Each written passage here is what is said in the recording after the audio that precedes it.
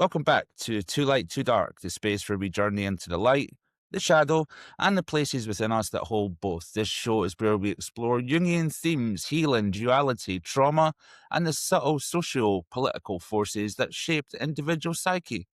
Today, we're joined by someone whose work truly embodies that intersection.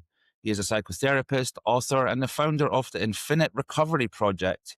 He has dedicated his career to exposing the hidden trauma identities and performance dynamics that often drive not just clients, but therapists and healing professionals themselves. His mission is to bring care into a realm far beyond theory and compliance, into lived experience, embodied awareness, and actual transformation. So, with these words as flowers of introduction, I'm delighted to welcome Jason Shires to the show. Thanks, Leon. I've got to laugh when I hear that. It sounds so cool to me, but I'm sure it means not very much to anyone else. And yeah, that's probably a good intersection on where to start generally. And before we explore some of these deeper territories of trauma or shadow or collective influence, Yeah, I want to start with the human being behind all that work, yeah. essentially. So, what's your origin story? What were the moments, turning points that led you into the field, and what drew you to a life of helping people unravel pain, identity structures, and maybe even unconscious patterns? Yeah. I mean, that could be a 5-hour question or a 10 minutes, 5 minutes, I'm always want to be a human being. I mean, I have those titles and people listen to me because I have them, but really, I always just want to be Jason when I show up with somebody, even clients, even professionals, even doing talks, it's like, uh, if people don't know that you care, they don't care what you say. They're not interested in listening, and that for that you have to be a human being in all cases. Um, in brief, my story started off with the death of my father. He was killed. Went out and he was killed, and he didn't come back, and that turned my world upside down as a small child. Because it turned everyone else's world upside down too. I was kind of left alone to cope with that. So when people ask me, how was your childhood? I say it was like work it out for yourself, like just being born into a world and being left alone, and just trying to find your way.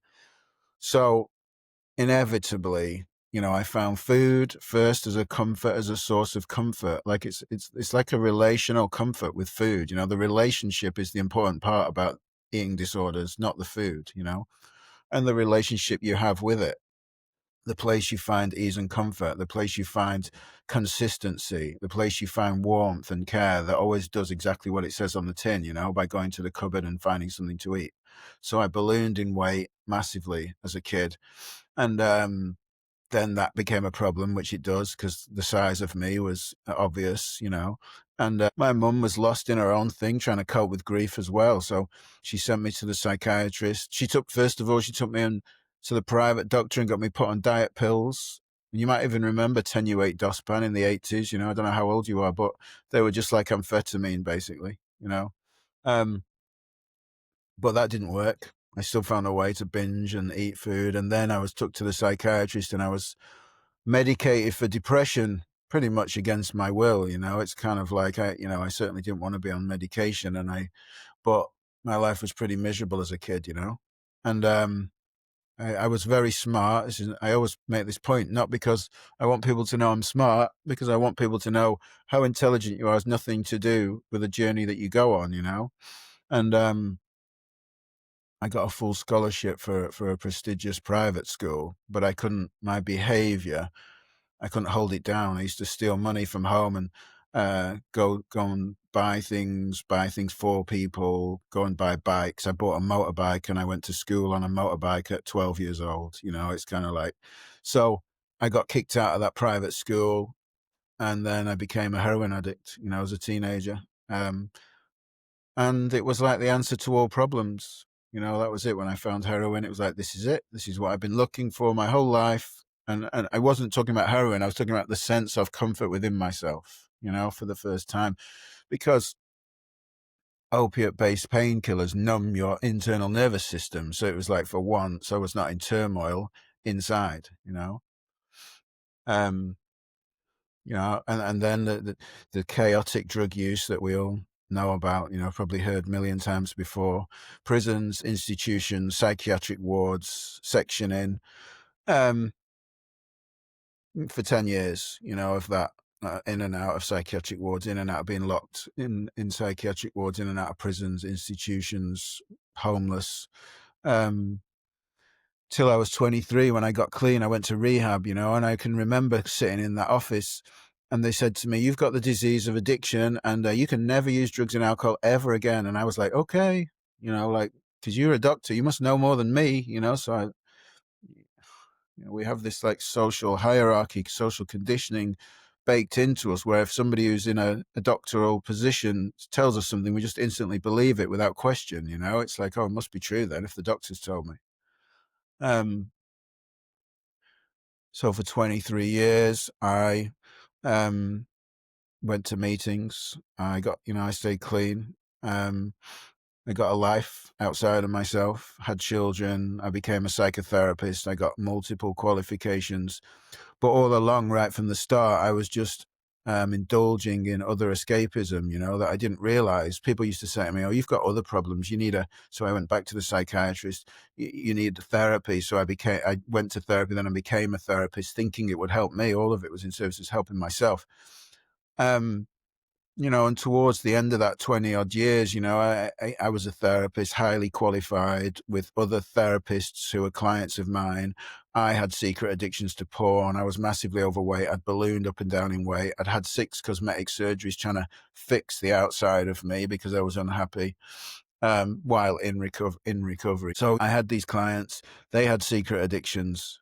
They were massively overweight. I was massively overweight. I had secret addictions, and I'm thinking, and these people worked in treatment centers, and I'm thinking, like, who's helping who here? Like, how does anyone become free of this thing that we're supposed to got, this disease of addiction? But we would all be the same people sat in meetings, smiling, saying life was wonderful. And I'm thinking, but that's not what you were saying, like last week. It's like, how come we sit in meetings saying everything's wonderful? It felt very incongruent. Um, it's like a facade, like the facade that we show to the new people of how good recovery is. But reality, we go off secretly binging on food and watching porn and cheating on our girlfriends and doing all this stuff, and then going to SLAA and then going to GA and then going to DA, and all these different fellowships, thinking I had all these problems. Meanwhile, I was a highly qualified therapist who couldn't help himself, you know. And I'm being totally honest here. I think this story is true for almost everyone that I know. It's like, but they're not totally honest about it. They just say it's great, life's wonderful, because I think they've never gone on that journey towards themselves. That's what happened for me, was that came to a point where I had to go on a journey towards myself. And that is my work today, going on a journey to yourself. And I can explain what that means because it sounds kind of abstract, but it means everyone always used to say, oh, the answers are within, the answers are within. And I'd be like, where do you look within? How do you look within? What does that even mean to look within?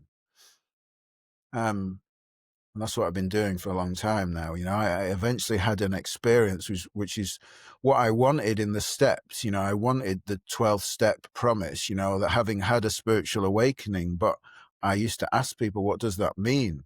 What does having had a spiritual awakening mean? Like, how will I know if I've had one? And I knew when I had my experience, which was after I left meetings, I knew I didn't have to ask the question anymore. My life changed overnight, where that 35, 40 years of eating disorders dissolved, it just disappeared overnight. My need for therapy, as I'd been in it for all those years, dissolved. My relationship with myself started, it started at 22, 23 years clean. And that's where the Infinite Recovery Project was born, because I saw that, like, everyone was trying to fix something that was not broken. Everyone was in this illusory idea of this disease that didn't really exist. I knew in that moment when I had that experience that I was not an addict. I knew that wasn't true.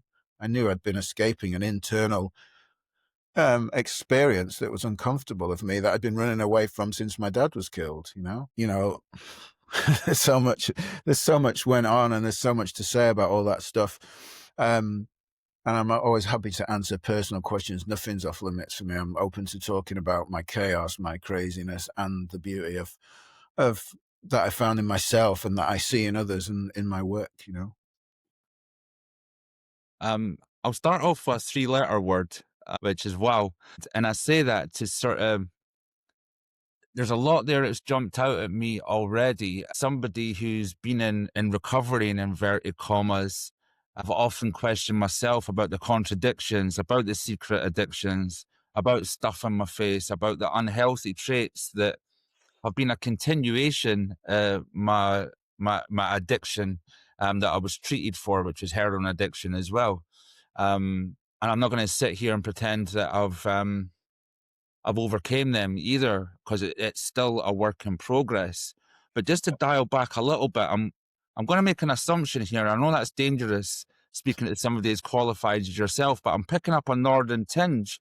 Whereabout is that origin story from? Is it from up north somewhere? Just give me a little bit an example of that, because I think that that's important as an origin spark. Yeah.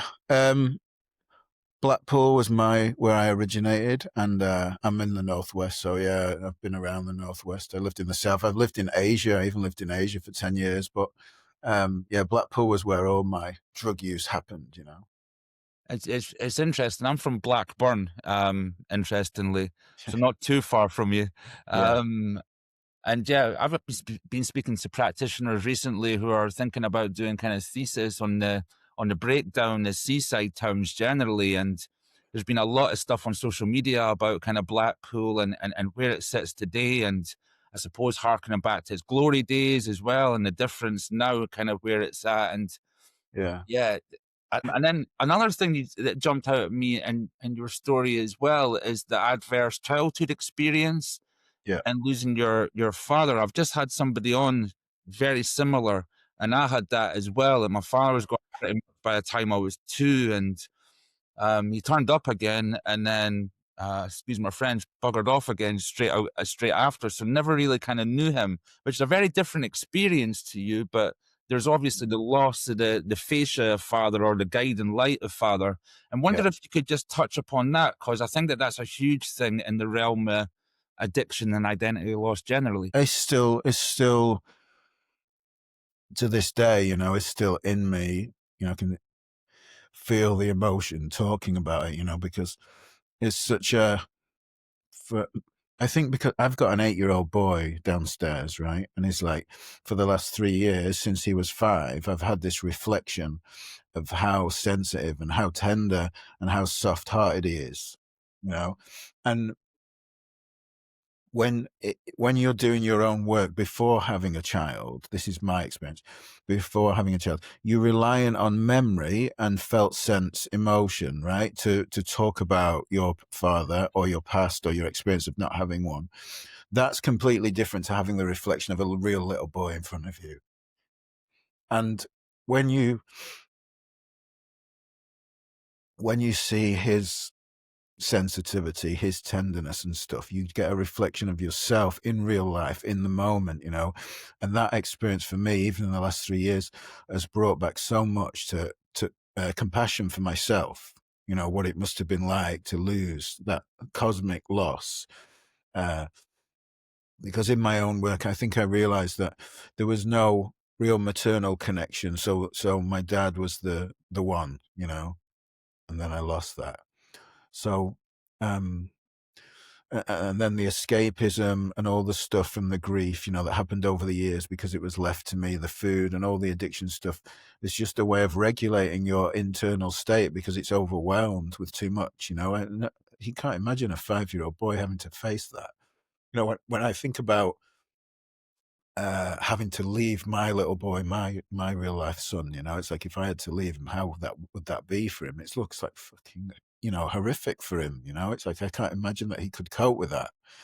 And you know, so it gives me this huge piece of, you know, that I never had before, of seeing myself at that age. You know how it would be, and you know, there's so much of it, but I can talk about the biggest thing was the impact on relationships was I had this fear of abandonment, you know, so I would never, uh, I would crave love because that was the abandonment, the being left craving for love.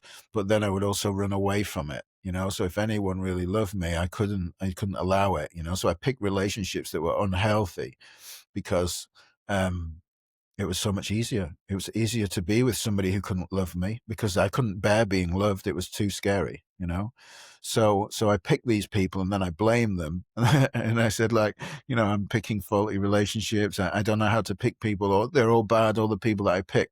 And until I went on this journey towards myself that I talk about, to know myself, to be willing to be scared and to allow myself to be loved. It continued. And it's like that is not my relationship today. I have a loving relationship today, but it's took a lot of work and a lot of years and a lot of learning about myself to be able to do that. But it also uh, makes me a very tender, sensitive, soft-hearted guy myself, like because that's what's been hidden all these years underneath that mask, all the tattoos and getting bigger and going to the gym and trying to be scary and stuff is all about protecting my heart. It's not about really being tough. It's just about being scared underneath, being a scared child. So now I let that part of me be loved, and it's still a scary journey. It still can be scary at times, but it's very beautiful too. Yeah, and I look at my own sort of parenting, and I've got a big old 21-year-old out there doing what he's doing, and then I've got a little 2-year-old as well, and in some sense I feel guilty in terms of my 21-year-old seen me at my very worst. Yeah. And one way he described it, which was really telling, is I was 100% or I was zero. And that really, as much as that, it made me sad at the time, it made me kind of comprehend what it feels like to be on the other side. And then also, it made me realize what I had to put up with growing up as well, where I had exactly the same experience with my primary caregivers, that it was exactly that. And I suppose the mission or a learning experience for me is to ensure that there's some sort of stable presence for my 2-year-old that I couldn't give my 21-year-old. It still hurts, and I'm still guilty and shameful for that, to be honest. Yeah. Yeah. I've got a 16-year-old as well. And um, so they're very different, but while I've always been clean and in recovery, as I described it earlier, it's kind of like while she's been alive, they've definitely had different me, like over the time. And I think, quite often I speak to parents of teenagers and stuff. It's in my work and things. And I say, you know what, we all fuck our kids up. It's just by being human. We can't meet every need of the child. And it's knowing that what allows me to be free of any resentment about my experience. It's kind of like me too. Knowing everything I know and the journey I've been on does not make me get it right with my kids. Yeah. It reminds me that I think there's a Philip Larkin poem, "This Be the Verse." Maybe our listeners should check that out if they want to feel really miserable. But honestly, it's something about basically saying, yeah, your parents fucked you up. They don't mean to, but they do. Yeah. And yeah, that's the kind of overview for it. But if you're willing to do that work and hold that spotlight up against yourself and the mirror against yourself, there is some really transformative work to be done Yeah. in that realm as well, Jason, right? Absolutely, yeah, beautiful. It's such a gift as well. I would never wish it on anyone, like as a way of finding yourself. But should you so happen to have lived a shitty life, there's so much beauty you can find inside yourself and for the experience.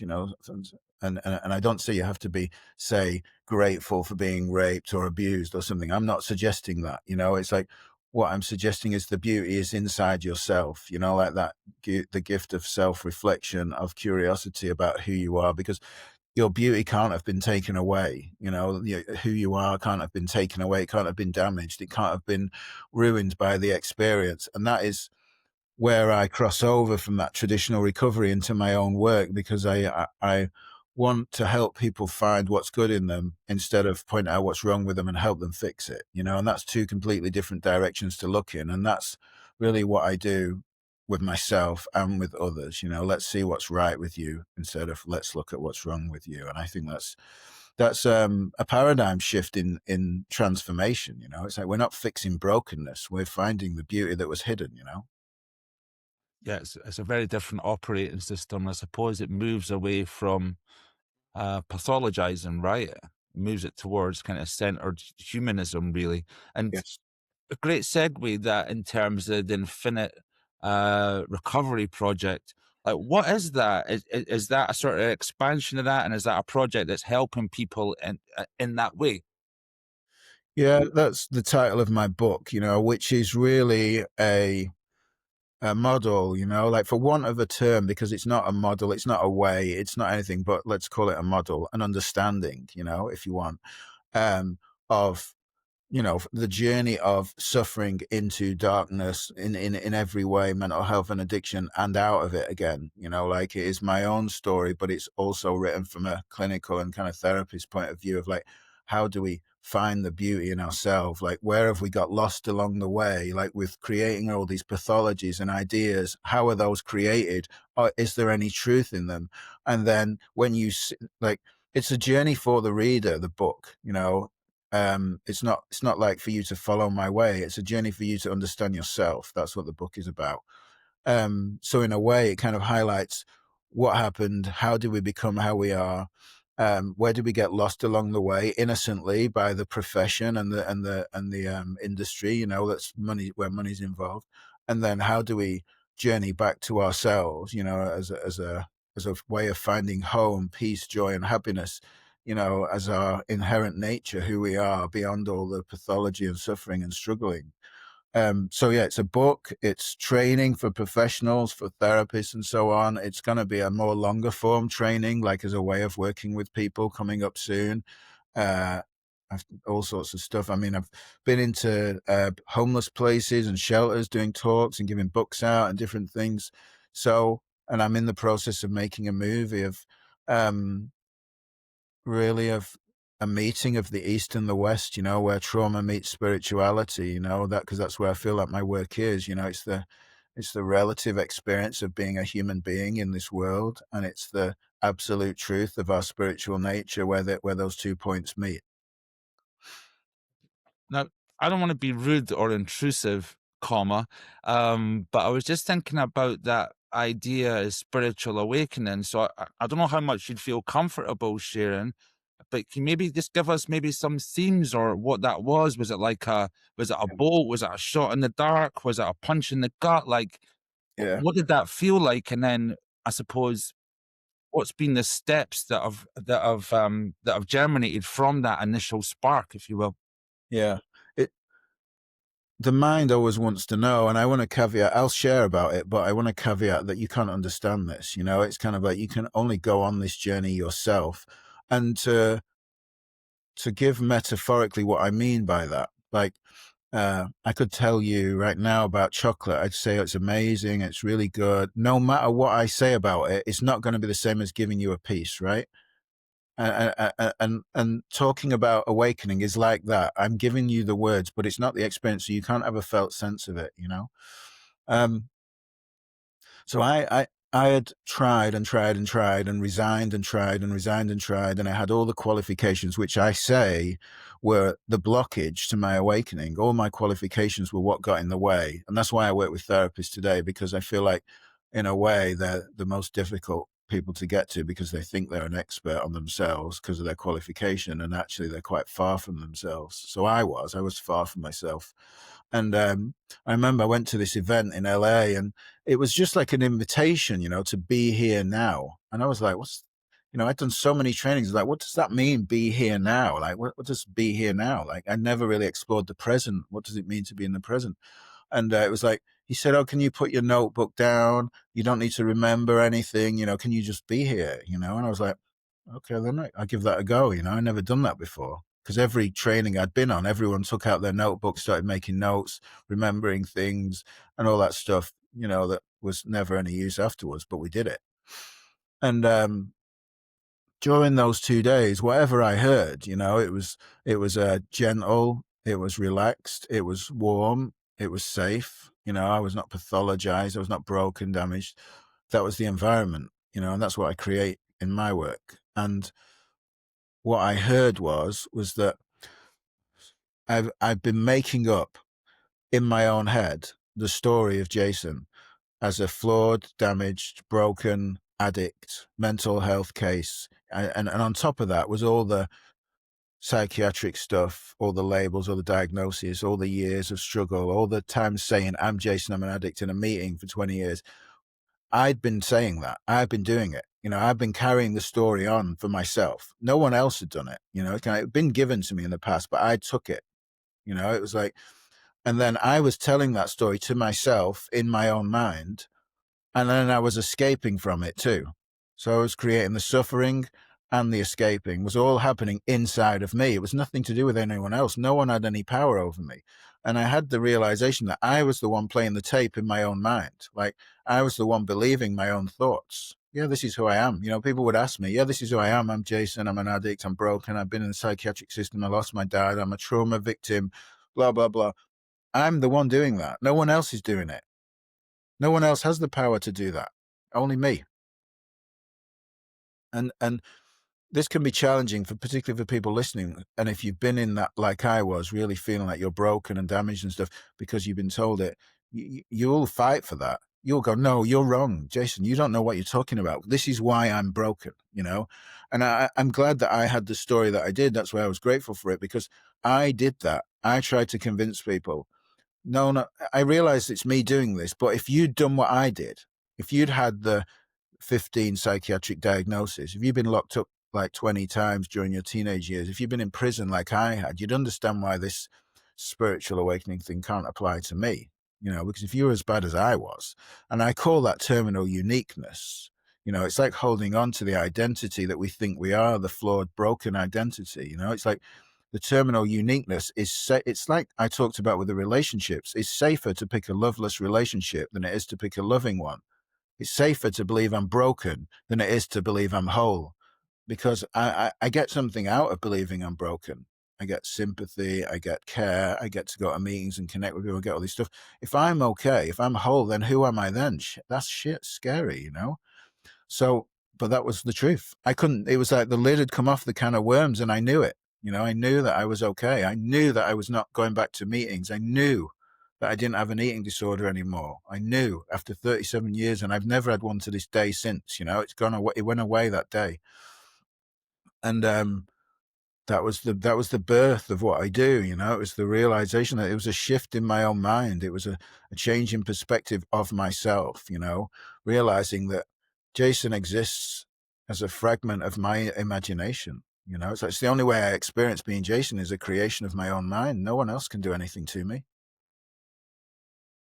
Yeah, that's powerful. And I'm also thinking about that piece that you mentioned about it's almost more people I speak to, Jason, it's almost like mastery is almost an obstacle at insight. It's almost a coping mechanism. It's a anxiety relief tool. Is that something that you've experienced as well, Jason? Yeah, you're exactly right to be looking that way. Like all forms of psychological mastery, therapy training, PhD, letters after your name, all of it take you further away from yourself than towards yourself. Like towards yourself means like to own who you are.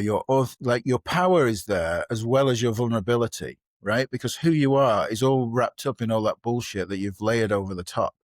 So we layer all these ideas of mastery and qualifications and stuff over the top of us to keep people away from us. It's to protect that identity that I talked about that feels so, it feels like scary to let go of. So, once we start getting letters after our name and qualifications, right? It's kind of like, oh, we want more of those letters, more qualifications. Take me further from this fear of being vulnerable. Take me further from this fear of being nobody, because I am nobody. We are all nobody. Nobody's anybody. Like the idea of being somebody is moving away from yourself. It's like the truth is, I'm nobody, it's I'm cool being nobody, it's like I don't want to be anybody because I'm myself, and that's where my power is too. That's where my beauty is. That's where my connection with people is. It's my love for the world and the people around me is. It's all there in that honesty and authenticity of being myself. But all those layers that you talked about, they're moving. It's not a, I just want to add that it's not guaranteed. You can have loads of qualifications and still move towards yourself. But quite often, when the identity is getting the qualification, like me, I'm Jason, yeah, I'm qualified in this and I'm qualified in that. And you can tell when you speak to somebody, they lead with something like, well, I've been doing this 30 years, so I know best. Or, well, I've got a PhD, so I know more than you. Or, in my 30 years of experience, I come across this all the time in my work these days because I trigger people by what I say. They don't Mm. like it. It's it's not a guarantee, but quite often when the identity is moving away from self, moving away from vulnerability. And like you can add more to this conversation. Like quite a lot of us have the wound of unworthiness. When we talked about your parents fuck you up, one of the biggest wounding is that I'm not worthy, So when the identity, the I that I think I am, is trying to get better in the world, we get qualifications, and there's nothing wrong with this. They open doors. They're informational. They're quite often not transformational. They're more often informational. But then the identity claims ownership of the qualification, the I that I think I am. That's the I that's trying to move away from the wound of unworthiness. So the more qualifications, the further away I am from the wound. That's why I fight for the value of my qualifications, when really the value is in my heart, is in who I am. It's inherent. None of us have any more or less value. We're all beautiful people, hidden. I heard it described as was it a diamond covered in horse shit painted with nail polish? It's like that with the nail polish is the qualification. That's not the way to go. Just take off the horse shit. All the stuff, because you're already there. That's a powerful image. Yeah, Um, and I was thinking where I first come across this. So I attended a Freudian institute doing psychodynamics, yeah, and dialing back to when I was a teenager, on this bookshelf, I'd always seen things like R.D. Laing's A Divided Self, and I pulled that off, had a read through it in terms of schizophrenia and then what would become a schizoaffective disorder. And that was the first time that I'd seen a Carl Jung book as well when I was 14. So I used to get stoned and read like Carl Jung books and then not have a clue what they were about. But actually, fast forward to them being in that Freudian setting, I used to mention Jung upon occasion, and I would always be pressing the tutor in terms of why did the relationship mess up? Where was the pattern and the ways between the two? And that was the first time it was really in a very polite tone. It was kind of like, shut up, Leon, you don't know what you're talking about. And that was the first time where I was like, I'm identifying something in you, tutor, that you're a bit uncomfortable with, where either you're not masterful in it. So as a consequence, it's shut up. When in fact, there was an avenue there for a bit more education and a bit more insight. And that was the first time I'd encountered it. yeah. Yeah, your body will tell you everything you need to know about connection and relationship, and it's like the journey to yourself is about that. It's about tuning into your nervous system. It's about understanding your mind, like what's going on in me. Is this a wound showing up, or is like, and am I expanding or contracting physically, like in relationship to this conversation? And that's like you learn to be in tune with your nervous system and see what it's telling you, because it's guiding you all the time. And in mastery, quite often, not always, but in mastery and even in 12 steps and everything, you're shutting off your intuition. You're closing it down. You're told, don't listen to yourself. Your own thinking got you here. This is, the information is what you lean towards. Or in my big qualification in TA and transactional analysis, it's like, everything's fitting into scripts and ego states and so on. So you're always trying to fit someone into a box. When instead that's not useful. It's kind of, what's useful is to be there with them in the moment and sense what's going on in relationship, because healing is relational. It's not like informational. It's like the information is not going to guide anyone to healing. Your body is, your presence is. Yeah, I'm picking up a lot from you as a sort of more. If I was going to add a little bit of theory into that, would you classify yourself more as a humanist, or do you not even want to sit in that space, if you will? No, I don't want to sit in any, like I'm qualified in psychodynamic, I'm qualified in cognitive, I'm qualified in person-centered, and I've had qualified in coaching and transformative coaching, which is more spiritual based. But I really just want to bring my own thing to the world. I want to make infinite recovery a way. I don't want to make it a way. I might. I don't know. I'm on the fence with this because as soon as you create a way, like you talked about, you want to give it a name. Then there's a way. Then there's an absolute truth. And this is Yeah. not about an absolute truth where there is a way. It is about the experiential journey. So there has to be a huge part of my work that's experiential, and there's a small part of it that's theoretical and kind of that you can coin and call something, and that's just for me because of the way the world is. It needs a name and it needs to be called something so people can speak about it.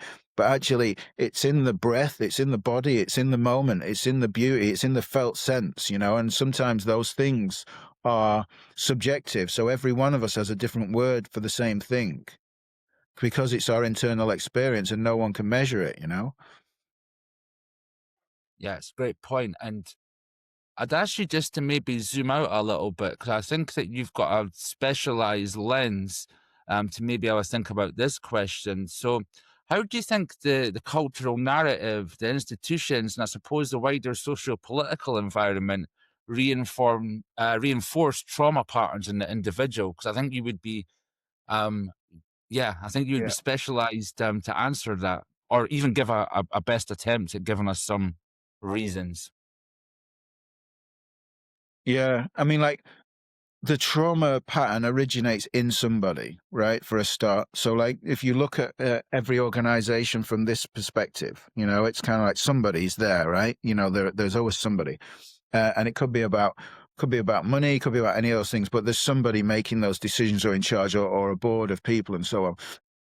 So the individual trauma response that's going on inside a person is starting the chain effectively. It's kind of like of events, and then everything is spiraling downwards from that. But um, and then there's so many entrances to this metaphoric kind of example of what an organization looks like. Like there's so many entrance points, different jobs, different roles, people that are coming in that are services an organization is serving, and so on and stuff like that.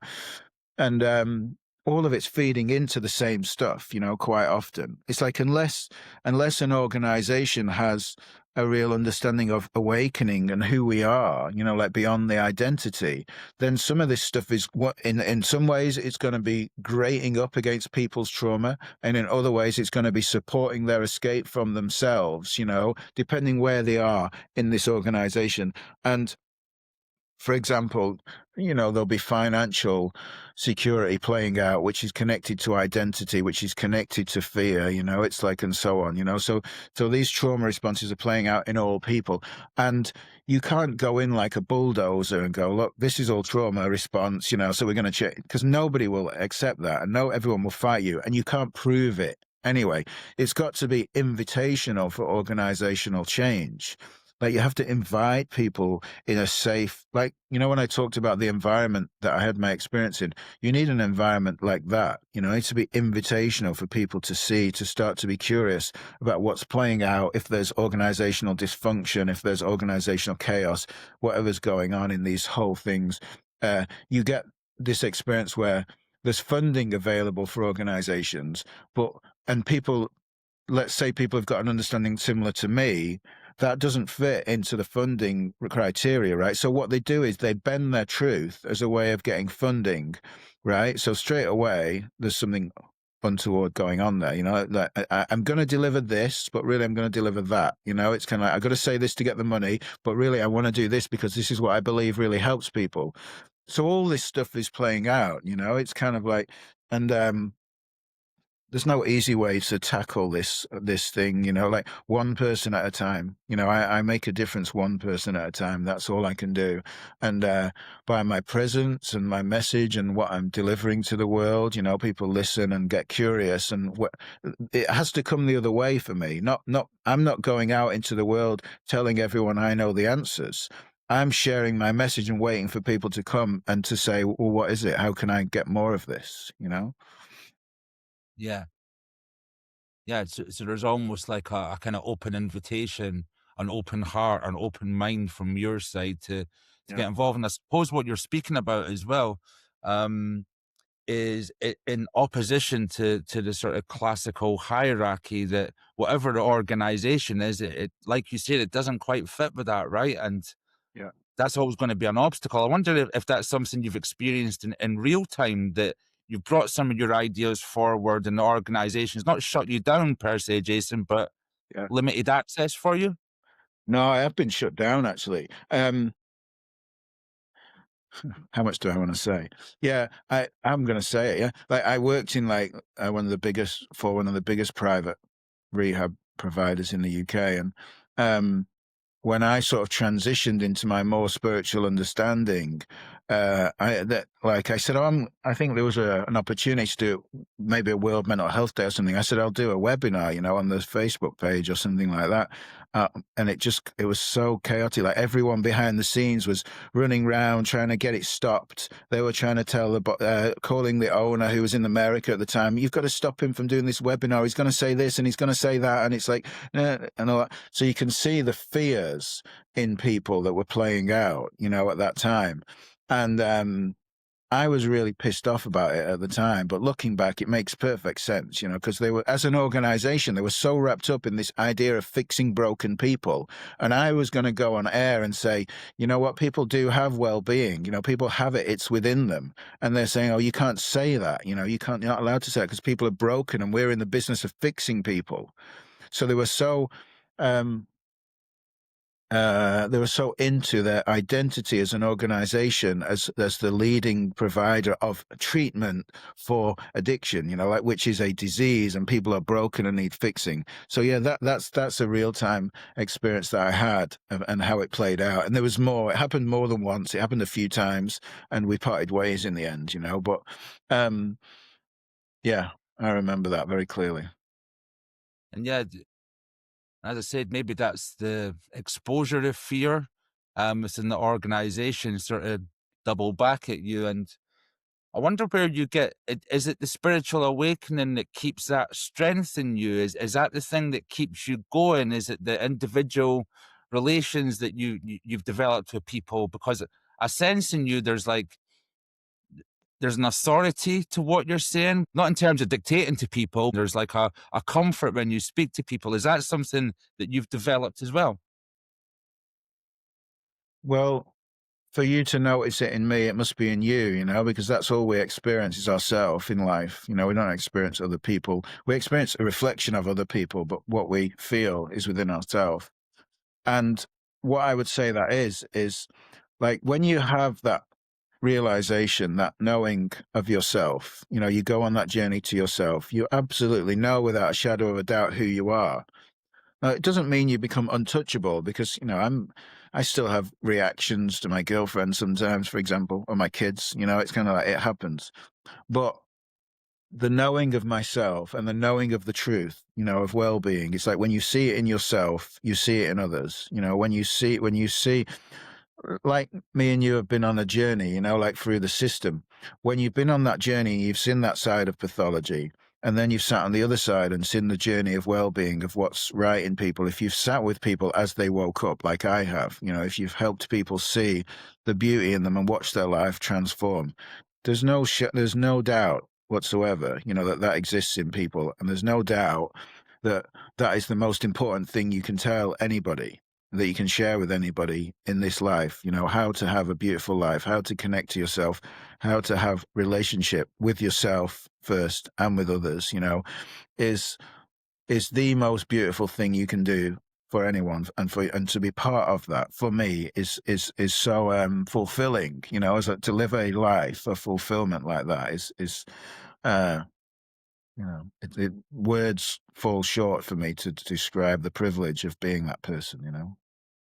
Yeah, I definitely get that feeling as well. Day on day. And I was thinking about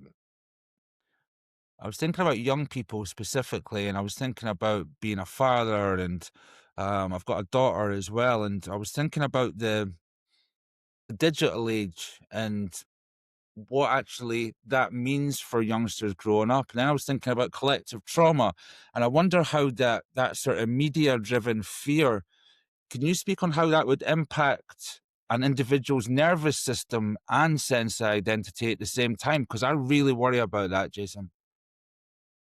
Yeah, you and me both, brother. Um, it there's like mass movements, that go on, like trends and things in society, and I call the mobile phone, like I call it a soother for adults, but it's a soother for children too, it's a dummy in a way. So it's like, and it's become like a way of expressing what's inside of you and also numbing what's inside of you, like the connection to the world through the internet, through the phone, so to speak, and that kind of particular movement. Uh, like the numbing from the scrolling and stuff like that, numbs the nervous system, so it stops the nervous system from being in chaos or in turmoil or in some form of discomfort, and also takes away the aliveness at the same time, because it can't do one without the other, and then the things that can be put through that medium, like lately, if you've watched the news with Roblox and the pedophilia and stuff and things like that, it's kind of like the access to children from adults. Adults apparently, I didn't know this till I watched the news lately, but the pedophiles apparently know that Roblox is the one because they can do certain things with children and all this stuff. Like, so the access that's being given to young minds, by people that have got that problem, um, it's such a huge thing. And again, it's like, when you try and think about it, right, it seems so big. For me, even now, when I try and think about it, it seems so big, and it's why I come to like one person at a time again. It's like I always come back to that one. I remember watching a video, if you want to change the world, make your bed. It's like the same thing, it's like Mm. one person at a time. That's all we can do. And I always think when I impact one person, like they're going to impact 10 others, and it's just like that. It's like that sort of spreading out message to the world, of beauty, of what's really true, of what's really possible, because people are lost, right? They're lost in that world. I try and take my phone or the tablet off my children, it's like, it doesn't go Yeah. too well, And I think about the sort of paradox on how this was originally sold to us as well. So how it kind of promoted connection in inverted commas, when actually, as it's turning out, it moves you away Yeah. from genuine connection itself. But again, that speaks to nefarious actors and not really understanding the power that they held, right? Yeah. Even like with AI, for example, it's the latest, not the latest, but one of the latest big things, is like people talking quite often in our world about, is AI going to take over? It's like, it's never going to take over, it's like, 'cause it's non-relational, it's computerized. How can it take over? The essential ingredient of healing is presence. Yes. It's like you cannot be present with a computer. It's like never going to happen. It's the felt sense. Like, you know, if me and you sat in a room together in silence, you would feel something in your body. It's kind of like it's a real felt sense, aliveness. It's called being alive. It's called presence. It might be fear. It might be insecure. It might manifest in all sorts of ways. But there's something there. It's an energetic experience of two human beings being together. You can't get that from a computer. It can do some jobs for you for sure. It's great in loads of ways. And I'm not saying AI is bad, but like it can't take that part, the essential part. Yeah. It doesn't feel, that's the one liner I've got for it, and Yeah. it never will, right? And it's just a reflection of millions and millions of different informational guides and advisories and policies and stuff. And it speaks to that bit earlier on, is that I worry that again, AI is another mask of mastery. That's what it is, right? This Yeah. time it's going to master everything that ever was, when in fact, the real thing that can never master is the emotion, it's the spirit, it's the feeling. Yeah.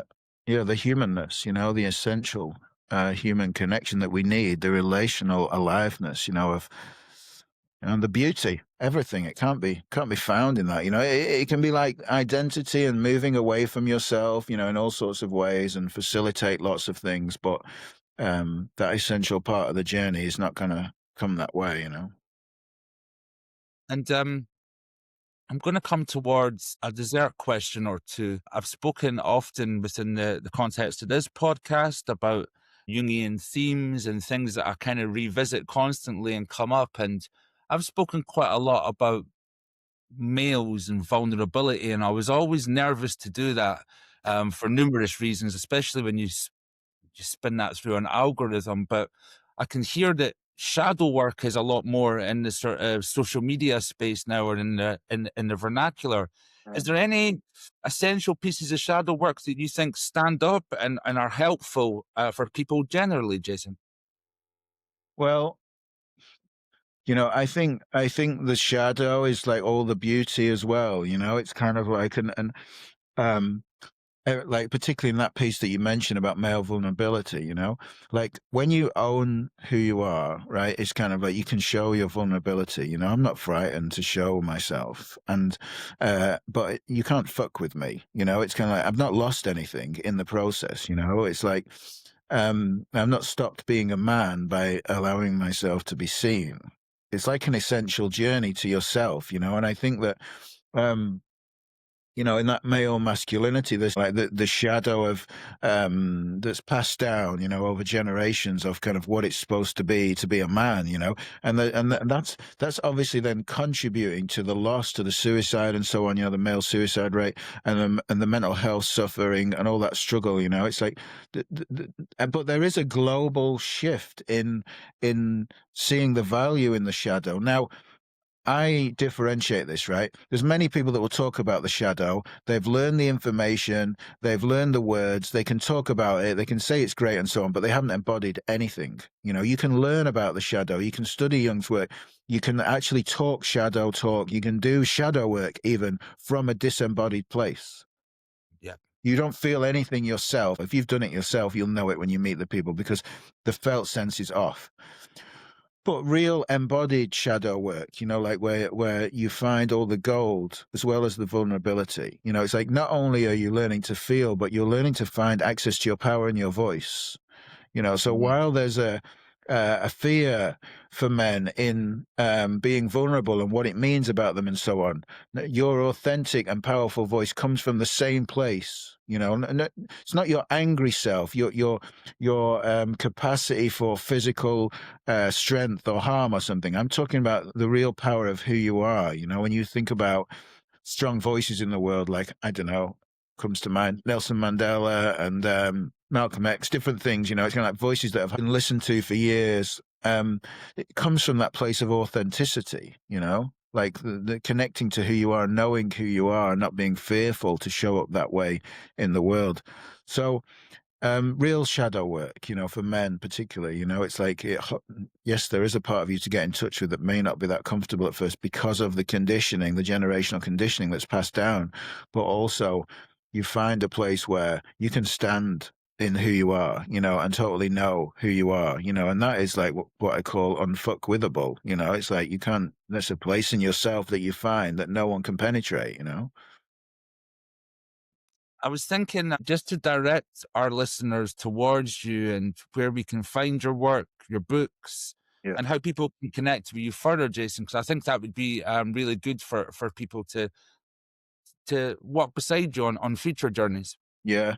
The best place now is infiniterecoveryproject.com, which is my website. It's got links to my books and my work and different things. Or, I do, if it's for therapists and professionals, LinkedIn is good because I do a lot of work on there, share a lot of series of kind of unpicking this professional world, where people escaping and things. And I like to write and sort of share stuff. And yeah, mostly it'll be on the website though. Yeah, I'd like to thank you for dedicating some time. It's really interesting at the start of our conversation, that bit about the absent father, it really hit me. I managed to get one solitary man tear that I managed to suit back up again when we were going through that bit. But I think that it Yeah. speaks to that openness to vulnerability, and I'm unashamed about my journey as well. Yeah, I've done some fucking terrible things, Jason, but it's made me who I am today. And yeah, I'm happy to sort of sit in that space with you, and Yeah. you're a real inspiration. Thank you for taking us into the deeper layers today, and the complexity of identity, the truth inside a trauma story, and the possibility that emerges when we stop running. from that and start listening to it. So everyone listening, if this conversation opens something up for you or it helps you see yourself with a bit more clarity, stay with us. We're going to build something new together. So make sure to subscribe to our new YouTube channel, which is www.youtube.com/TLTBLDN. Follow us on Spotify. Hit subscribe on Apple Podcasts so you don't miss our next dive into the places where light and dark meet. Until next time, namaste, and thank you for walking the path with us.